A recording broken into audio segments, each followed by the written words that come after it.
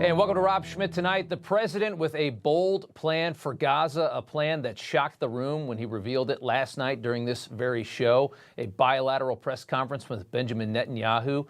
Trump believes the United States should effectively take over the now decimated 25-mile waterfront Gaza Strip and develop it into a world-class destination for all of the people of the world. It's an idea that would require moving the current population of nearly 2 million Arabs out of Gaza, where they currently live mostly in tents amidst piles of rubble.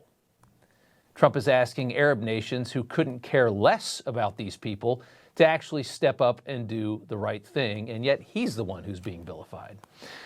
There's a lot to debate about whether or not the United States itself should be involved in securing and controlling the Gaza Strip, and there's going to be a lot of time for that part of the debate. But let's focus on the most important part of this plan, which of course is the part Trump is fully embracing, and that is the end of a statehood for Hamas, the end of the Gaza Strip as we have known it for decades. This is the only logical plan if we ever want to see peace in Israel. If you ever want to see it happen, this is where it begins, and we all know it.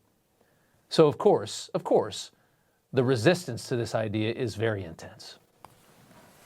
It's going to be a war. And I don't understand why he's doing this. I think it's the wackiest idea, hard to say, he's ever come up with. He thinks that the coastline of Gaza is going to be great for some new hotel. They want the ethnic cleansing of Palestinians. It's preposterous, and it's illegal by any understanding of international law. That is ethnic cleansing by another name.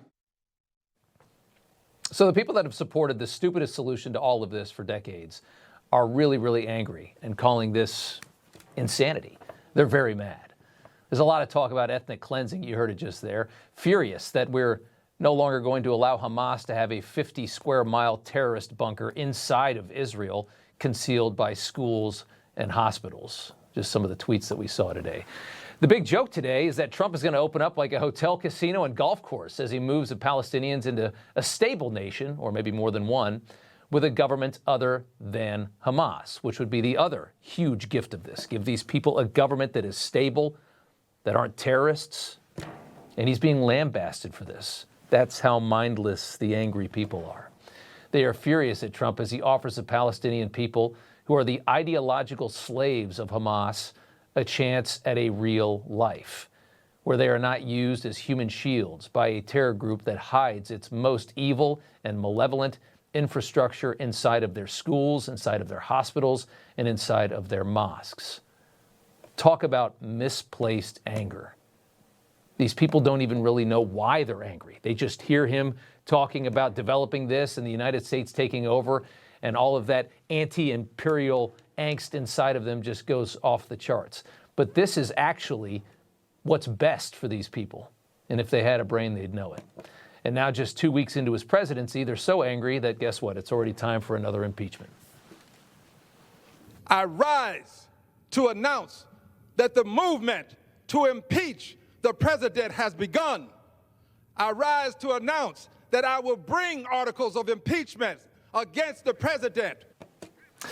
So it didn't take long, right? They're going to scream and they're going to cry for 4 years as the president implements common sense ideas that decimate their neurotic agendas.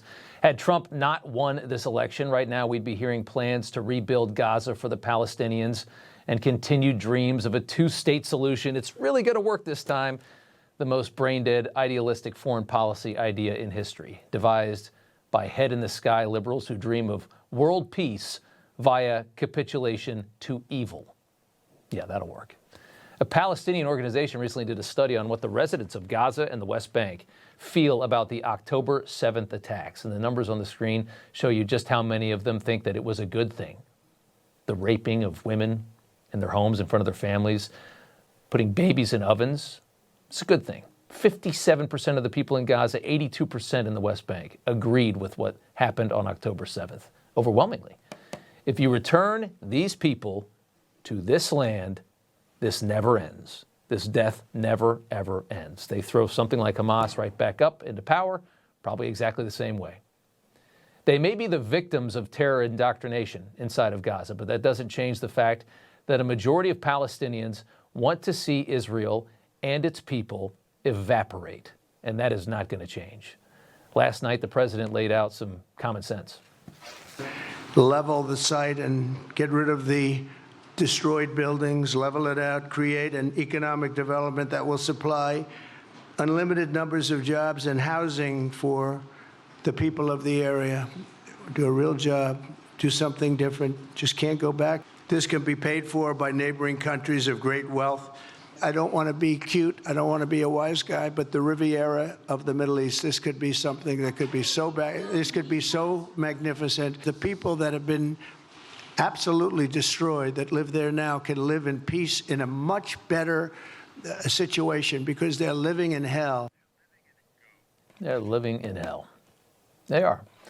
The left watched this news conference and became furious as somebody finally put together an idea that could help these people. But their fury, of course, is as meaningless as it is illogical. The best estimates are that Gaza will not be livable for a very long time. And has anybody else thought about what to do with these people? No. One estimate that it might take 15 years just to clear the rubble. An article from ABC News. 15 years just to clean it out. So in the short term, the Palestinians in Gaza will have to live somewhere. This is where neighboring Arab nations will be asked to step up and are asked by the president to step up and accept people that they have never wanted, which is a reality that perfectly explains why these people cannot go back into Israel at all. If their neighbors, who they largely share blood and culture with, they don't want these people because of how ideologically warped and deranged and dangerous they are. If they don't want them, how on earth can you expect these people to ever peacefully live inside of Israel? Again, this will never, ever end. As the White House said today, rebuilding Gaza and allowing the Palestinians back to govern themselves is the definition of insanity. The president is committed to eliminating Hamas and securing a lasting peace for the entire region. Insanity is doing the same thing over and over again and expecting different results. President Trump is an outside-of-the-box thinker and a visionary leader who solves problems that many others, especially in this city, claim are unsolvable. You know, everybody's reporting the same stories, the same spin. You turn the channel, it's always the same. But not us. We're different. We report the real news. No spin, just the facts. Turn to us, and you won't turn back. Tune in to Rob Schmitt Tonight on Newsmax.